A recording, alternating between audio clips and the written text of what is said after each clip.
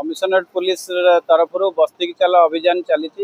Commissioner सार additional commissioner सार DCP निर्देश मुताबक आम विभिन्न बस्ती रे हेल्थ चेकअप कैंप करुचु।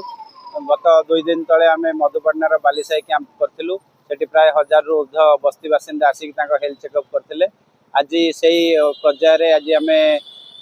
ओएमपी बस्ती रे आमर बाटालियन भितर थिबा बस्ती रे कार्यक्रम करुचु एवं एई कार्यक्रम में लोक स्वतःपूत भाव में आसुँच निजर हेल्थ कैंप